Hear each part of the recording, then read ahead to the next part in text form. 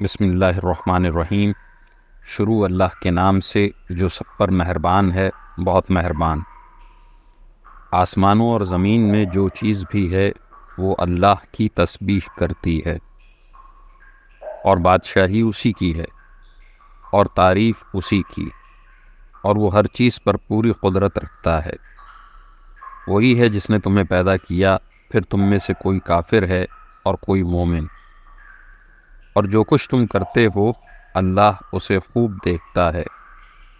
اس نے آسمانوں اور زمین کو برحق پیدا کیا ہے اور تمہاری صورتیں بنائی ہیں، اور تمہاری صورتیں اچھی بنائی ہیں، اور اسی کی طرف آخر کار سب کو پلٹ کر جانا ہے۔ آسمانوں اور زمین میں جو کچھ ہے وہ اسے جانتا ہے، اور جو کچھ تم چھپ کر کرتے ہو اور جو کچھ کھلم کھلا کرتے ہو اس کا بھی اسے پورا علم ہے۔ اور اللہ دلوں کی باتوں تک کا خوب جاننے والا ہے۔ کیا تمہارے پاس ان لوگوں کے واقعات نہیں پہنچے جنہوں نے پہلے کفر اختیار کیا تھا، پھر اپنے کاموں کا وبال چکھا، اور آئندہ ان کے حصے میں ایک دردناک عذاب ہے۔ یہ سب کچھ اس لیے ہوا کہ ان کے پاس ان کے پیغمبر روشن دلائل لے کر آتے تھے، تو وہ کہتے تھے کیا ہم جیسے انسان ہیں جو ہمیں ہدایت دیں گے؟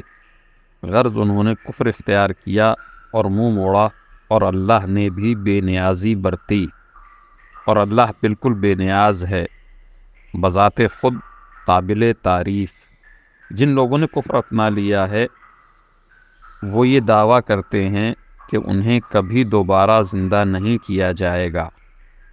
کہہ دو کیوں نہیں، میرے پروردگار کی قسم تمہیں ضرور دوبارہ زندہ کیا جائے گا، پھر تمہیں بتایا جائے گا کہ تم نے کیا کچھ کیا تھا، اور یہ اللہ کے لیے معمولی سی بات ہے۔ لہٰذا اللہ پر اور اس کے رسول پر اور اس روشنی پر ایمان لاؤ جو ہم نے نازل کی ہے، اور تم جو کچھ کرتے ہو اللہ اس سے پوری طرح باخبر ہے۔ یہ دوسری زندگی اس دن ہوگی جب اللہ تمہیں روز حشر میں اکٹھا کرے گا۔ وہ ایسا دن ہوگا جس میں کچھ لوگ دوسروں کو حسرت میں ڈال دیں گے، اور جو شخص اللہ پر ایمان لایا ہوگا اور اس نے نیک عمل کیے ہوں گے اللہ اس کے گناہوں کو معاف کر دے گا، اور اس کو ایسے باغوں میں داخل کرے گا جن کے نیچے نہریں بہتی ہوں گی، جن میں وہ ہمیشہ ہمیشہ رہیں گے۔ یہ ہے بڑی کامیابی۔ اور جن لوگوں نے کفر اختیار کیا ہوگا اور ہماری آیتوں کو جھٹلایا ہوگا وہ دوزخ والے ہوں گے جس میں وہ ہمیشہ رہیں گے، اور وہ بہت برا ٹھکانہ ہے۔ کوئی مصیبت اللہ کے حکم کے بغیر نہیں آتی، اور جو کوئی اللہ پر ایمان لاتا ہے وہ اس کے دل کو ہدایت بخشتا ہے، اور اللہ ہر چیز کو خوب جاننے والا ہے۔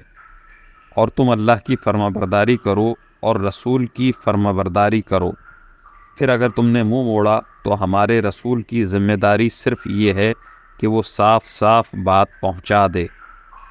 اللہ وہ ہے جس کے سوا کوئی معبود نہیں ہے، اور مومنوں کو اللہ ہی پر بھروسہ کرنا چاہیے۔ اے ایمان والو، تمہاری بیویوں اور تمہاری اولاد میں سے کچھ تمہارے دشمن ہیں، اس لیے ان سے ہوشیار رہو، اور اگر تم معاف کر دو اور درگزر کرو اور بخش دو تو اللہ بہت بخشنے والا، بہت مہربان ہے۔ تمہارے مال اور تمہاری اولاد تو تمہارے لیے ایک آزمائش ہیں، اور وہ اللہ ہی ہے جس کے پاس بڑا اجر ہے۔ لہٰذا جہاں تک تم سے ہو سکے اللہ سے ڈرتے رہو، اور سنو اور مانو، اور اللہ کے حکم کے مطابق خرچ کرو، یہ تمہارے ہی لیے بہتر ہے۔ اور جو لوگ اپنے دل کی لالچ سے محفوظ ہو جائیں وہی فلاح پانے والے ہیں۔ اگر تم اللہ کو اچھی طرح قرض دو گے تو اللہ تمہارے لیے اس کو کئی گنا بڑھا دے گا اور تمہارے گناہ بخش دے گا، اور اللہ بڑا قدردان، بہت بردبار ہے۔ وہ ہر بھید کا اور ہر کھلی ہوئی چیز کا جاننے والا ہے، بڑے اقتدار کا، بڑی حکمت کا مالک۔